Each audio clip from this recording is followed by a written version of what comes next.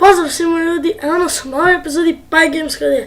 S vama je Paj i danas neće biti nešto mnogo, jednostavno da pokažem kako da ubrzate na neki način svoj kompjuter ili svoj računar.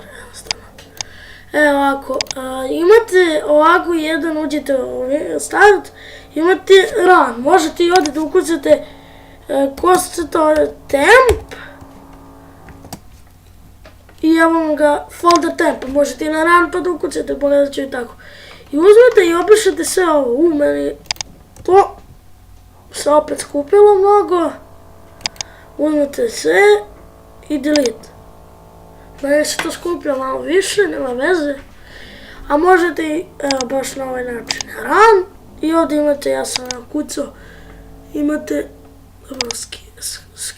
skip, evo, ostalo su neki koji ne mogu, ne znam ja, možete me objasniti zašto, imate temp i evo napravim temp ovako. I evo vam ga, to je taj temp.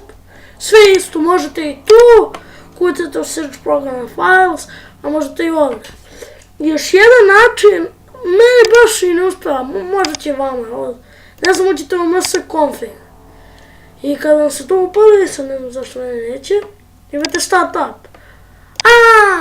Da ljudi, startup, kad uđete sve što nećete da vam se pali kada uz kompjuter, vi samo disable ili kako već kod drugih kompjutera, imam Windows 8, pa zato imate, na primjer, da vam se ne pali Skype, da vam se ne pali torrenti, na primjer neki programi koji vam se uzimaju mnogo memorije dok igrate ili dok radite nešto na kompjuteru. Pa ljudi, nadam se da ste uživali, u ovoj epizodi nema facecama, zato što glupo mi da falim facecam baš za ovaj video, pa nadam se da ste uživali i vidimo se u sljedećem. Zdravo!